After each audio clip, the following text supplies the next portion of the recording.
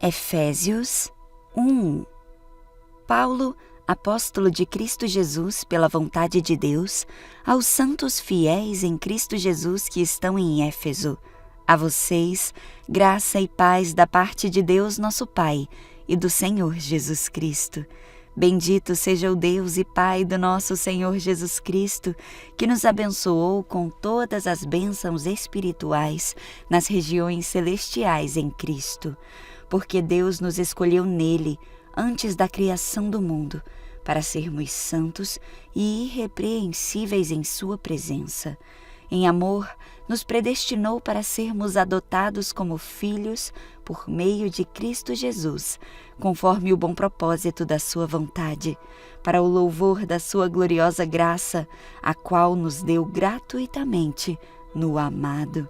Nele temos a redenção por meio de seu sangue, o perdão dos pecados, de acordo com as riquezas da graça de Deus, a qual Ele derramou sobre nós com toda a sabedoria e entendimento, e nos revelou o mistério da sua vontade, de acordo com o seu bom propósito que Ele estabeleceu em Cristo, isto é, de fazer convergir em Cristo todas as coisas, celestiais ou terrenas, na dispensação da plenitude dos tempos. Nele fomos também escolhidos, tendo sido predestinados conforme o plano daquele que faz todas as coisas, segundo o propósito da sua vontade, a fim de que nós, os que primeiro esperamos em Cristo, sejamos para o louvor da sua glória. Nele, quando vocês ouviram e creram na palavra da verdade, o evangelho que os salvou, vocês foram selados com o Espírito Santo da promessa, que é a garantia da nossa herança, até a redenção daqueles que pertencem a Deus, para o louvor da sua glória.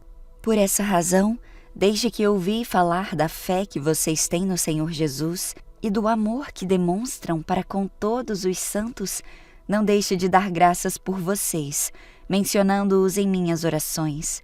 Peço que o Deus do nosso Senhor Jesus Cristo, o glorioso Pai, lhes dê espírito de sabedoria e de revelação no pleno conhecimento dele.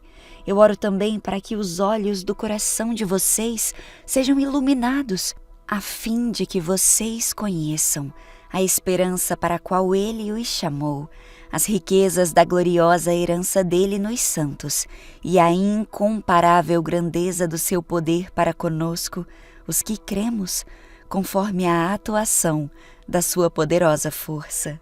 Esse poder ele exerceu em Cristo, ressuscitando-o dos mortos e fazendo-o assentar-se à sua direita nas regiões celestiais, muito acima de todo governo e autoridade, poder e domínio, e de todo nome que se possa mencionar não apenas nesta era, mas também na que há de vir. Deus colocou todas as coisas debaixo dos seus pés e o designou como cabeça de todas as coisas para a Igreja, que é o seu corpo, a plenitude daquele que enche todas as coisas em toda e qualquer circunstância. Efésios 2. Vocês estavam mortos em suas transgressões e pecados, nos quais costumavam viver quando seguiam a presente ordem deste mundo e o príncipe do poder do ar, o espírito que agora está atuando nos que vivem na desobediência. Anteriormente, todos nós também vivíamos entre eles, satisfazendo as vontades da nossa carne, seguindo os seus desejos e pensamentos. Como os outros, éramos por natureza merecedores da ira. Todavia, Deus, que é rico em misericórdia, pelo grande amor com que nos amou, deu-nos vida, juntamente com Cristo, quando ainda estávamos mortos em transgressões. Pela graça vocês são salvos. Deus nos ressuscitou com Cristo e com Ele nos fez assentar nos lugares celestiais em Cristo Jesus, para mostrar nas eras que hão de vir a incomparável riqueza de sua graça, demonstrada em sua bondade para conosco em Cristo Jesus. Pois vocês são salvos pela graça por meio da fé, e isso não vem de vocês, é dom de Deus. não por obras para que ninguém se glorie, porque somos criação de Deus, realizada em Cristo Jesus para fazermos boas obras, as quais Deus preparou de antemão para que nós as praticássemos. Portanto, lembrem-se de que anteriormente vocês eram gentios por nascimento e chamados incircuncisão pelos que se chamam circuncisão, feita no corpo por mãos humanas, e que naquela época vocês estavam sem Cristo, separados da comunidade de Israel, sendo estrangeiros quanto às alianças da promessa, sem esperança e sem Deus no mundo. Mas agora, em Cristo Jesus, vocês que antes estavam longes, foram aproximados mediante o sangue de Cristo, pois Ele é a nossa paz, o qual de ambos fez um e destruiu a barreira, o muro de inimizade, anulando em seu corpo a lei dos mandamentos expressa em ordenanças. O objetivo dele era criar em si mesmo, dos dois, um novo homem, fazendo a paz, e reconciliar com Deus os dois em um corpo por meio da cruz, pela qual ele destruiu a inimizade.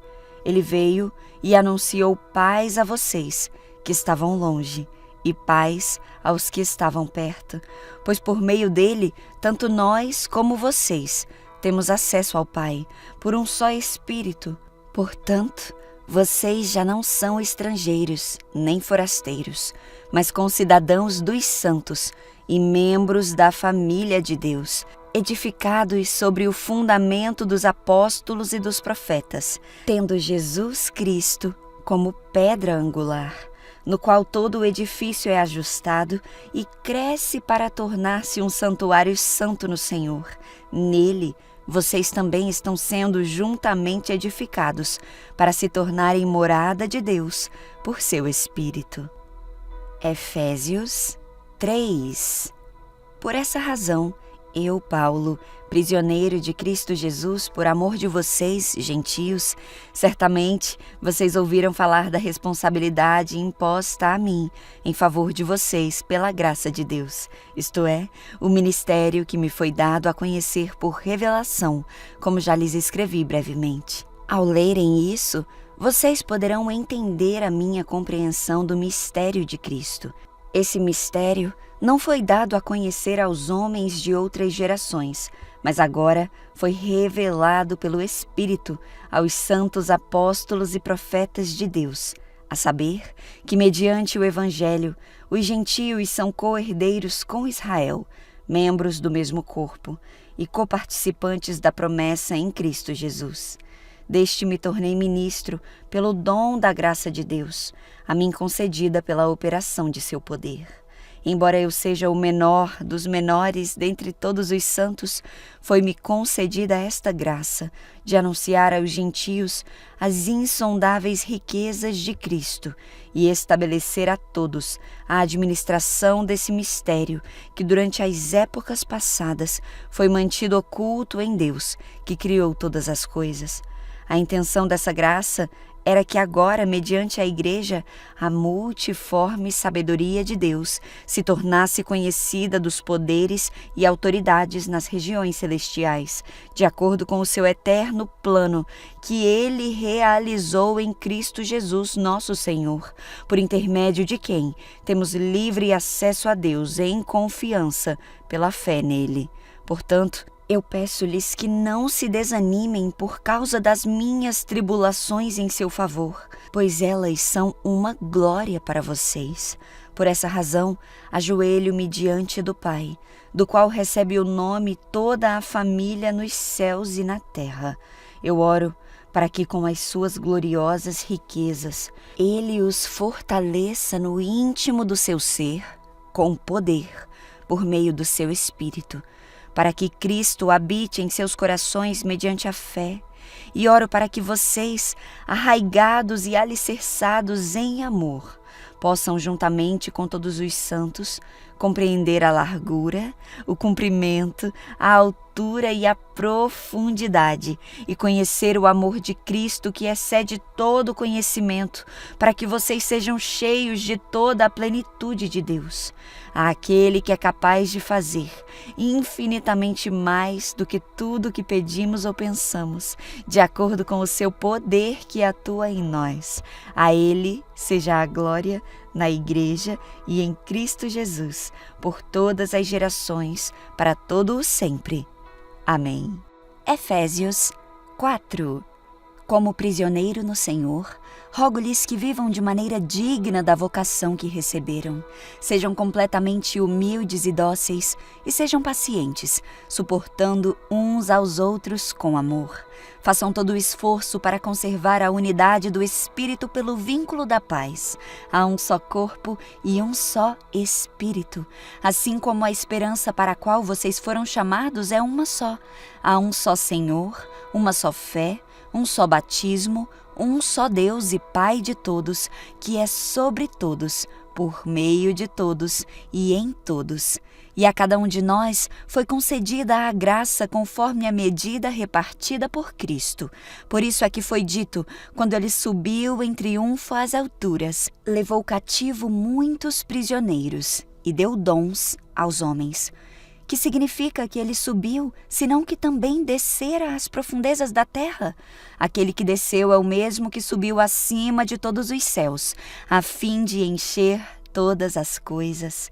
E ele designou alguns para apóstolos, outros para profetas, outros para evangelistas e outros para pastores e mestres, com o fim de preparar os santos para a obra do ministério, para que o corpo de Cristo seja edificado, até que todos alcancemos a unidade da fé e do conhecimento do Filho de Deus e cheguemos à maturidade, atingindo a medida da plenitude de Deus.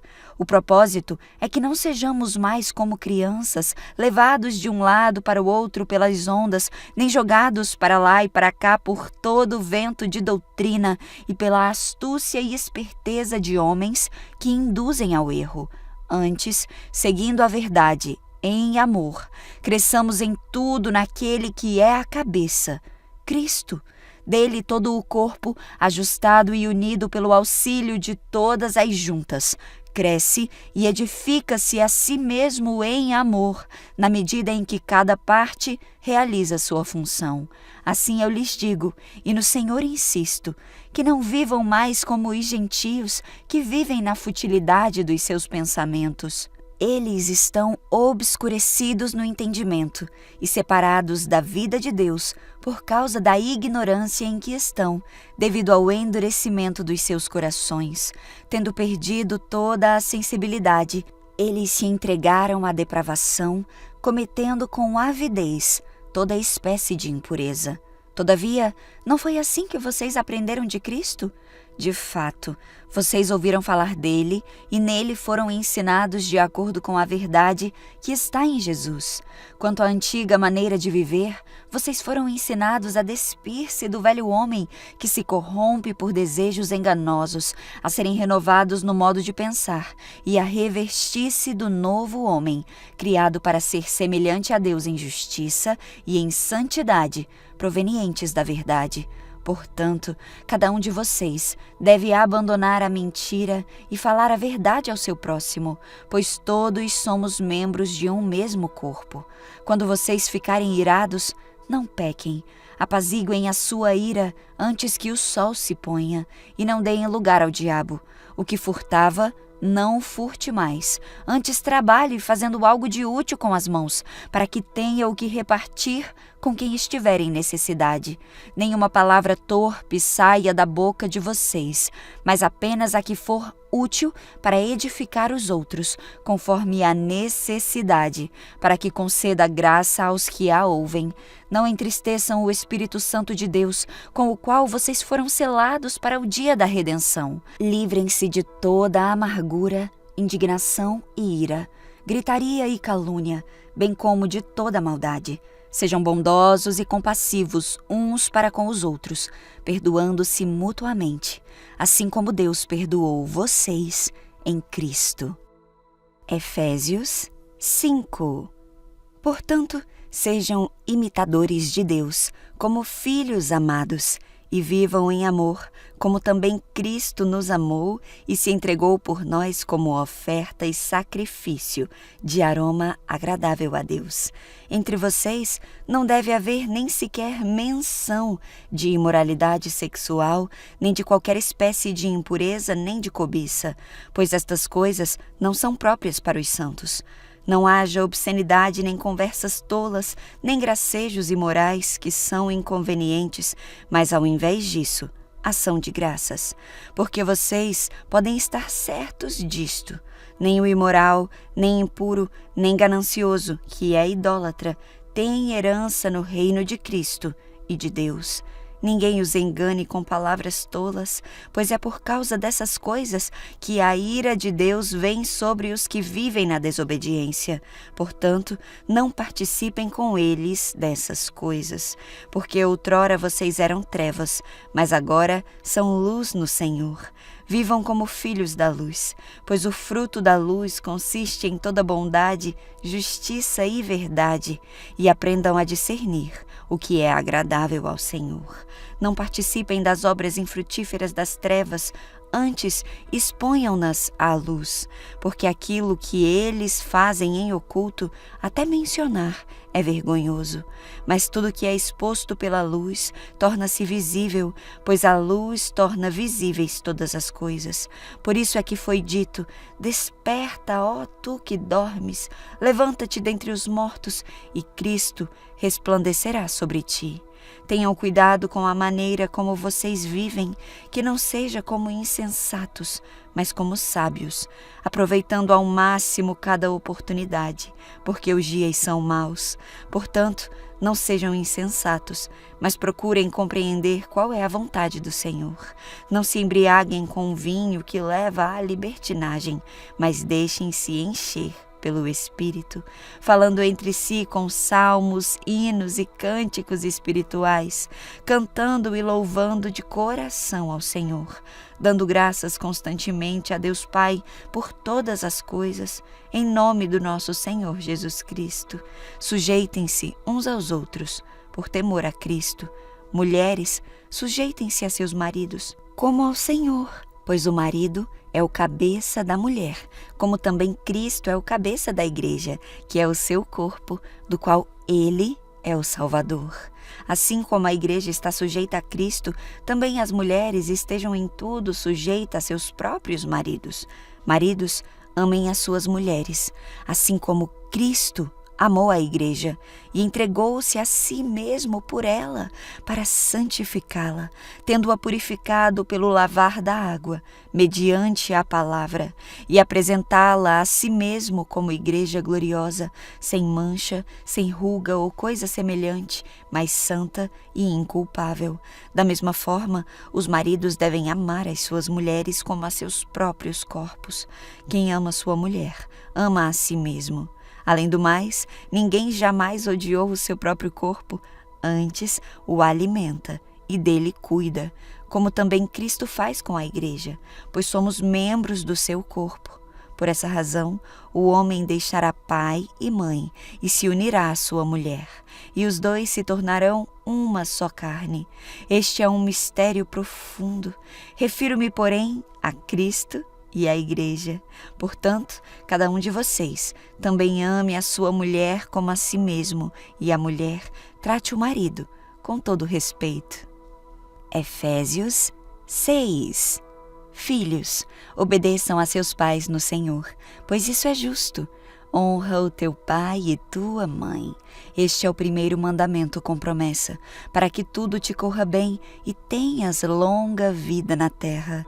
Pais, não irritem seus filhos, antes criem-nos segundo a instrução e o conselho do Senhor.